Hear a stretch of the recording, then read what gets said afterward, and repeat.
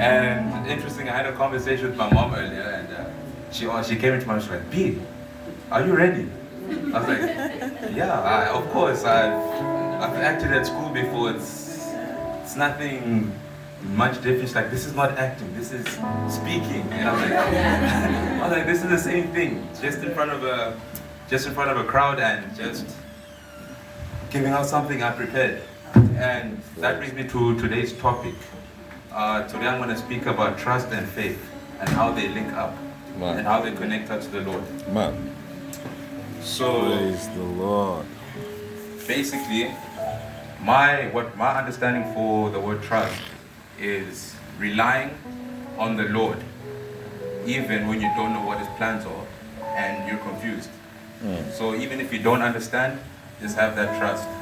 And interesting enough, last year my history teacher told me that there's two simple formulas to life. One was look back and thank God for both good and bad. And two, to look forward and trust God and His plans for your life. And so basically that brings me to my first book. Can we please turn to the book of Psalms, Psalms 55. Actually, Psalms 56, verse 3 to 4.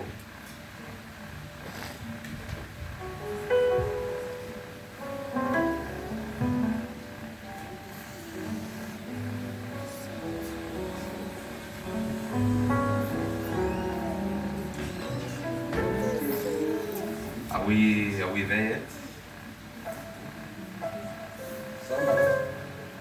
Psalms 56, verse 3 to 4.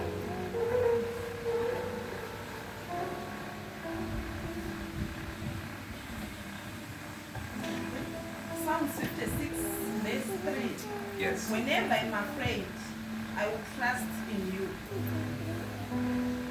And verse 4. In God, I will praise His word. In God, I have put my trust. I will not fear. What can flesh do to me? Okay. So, does that bring any significance to anyone in this room? Or is anyone moved in anything that was said in those two verses? Because for me, what I think is that verse had a deeper meaning. And for me, that means that just the idea of trust and having faith in the Lord brings about a sense of peace within. So you can be in trouble, and instead of panicking, you can just believe that this is the Lord's plan. This is what He has in store for you. So having just having that thought in your head just gives you a sense of peace, and you don't have to fear what's coming and what's happened. You just live in the moment and you just believe that I will get out of this, and that this is just part of the Lord's bigger plan. And I'd also like to talk about, I remember Mama was asking for, where she, she's sitting there, she was asking for someone to come up to bring up a testimony for testimonies. And I wanted to come up, I was like, I can just talk about that later. So basically just the end of last year and this year, I had an opportunity to go to the United States to play football. And it was a big opportunity. But then now, so I got everything sorted and I went to go get my US visa. But when I got there, they rejected it, they denied it. So then in that moment, where I thought I should have been maybe angry or like super disappointed, I just felt a sense of like calmness. I wasn't like too angry, I just looked like, oh, okay. So I was like, but how's my mom feeling? She's probably gonna be like, we spent so much money on this whole application and everything.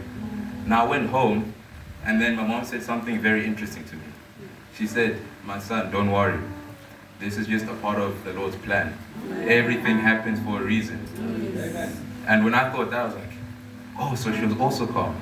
Maybe this is just God's plan. This is just maybe God doesn't answer my prayer. Well, He listens to my prayers, and maybe He just doesn't answer them when I expect them, but instead He answers them when the time is right. So then this wasn't the only time I heard this phrase as well. Everyone else, most of the people I told about this, all said the exact same thing. Everything happens for a reason. So, that being said, in those moments, I thought of two very specific verses that have actually stuck with me throughout my whole life. First, in the book of Isaiah, chapter 60, verse 22. It reads, "The least of you will become 1,000, the smallest a mighty nation. I am the Lord. In its time, I will do this swiftly." And you know what? For me, that means that the Lord is telling us that what we are going through now will not compare to all the happiness we're going to be feeling later on. Amen.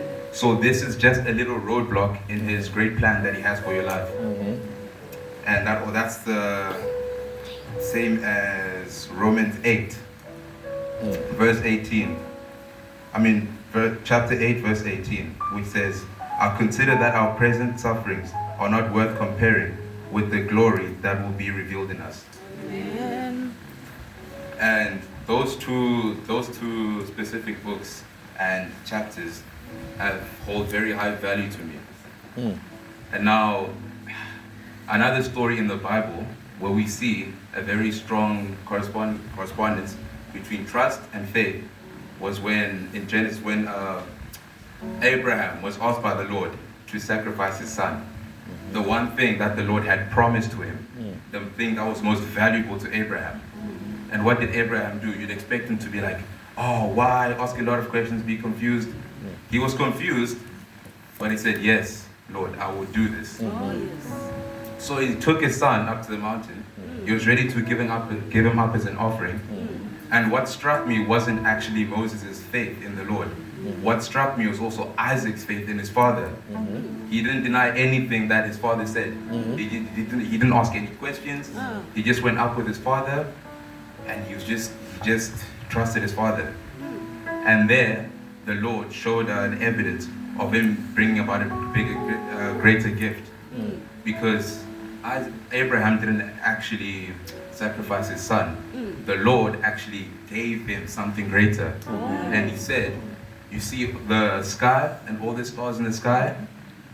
Count each and every one of those as your children. You will be the father of many nations." Knowing that Abraham's biggest dream was to be a father. And yeah, thank you so much for listening. Wow.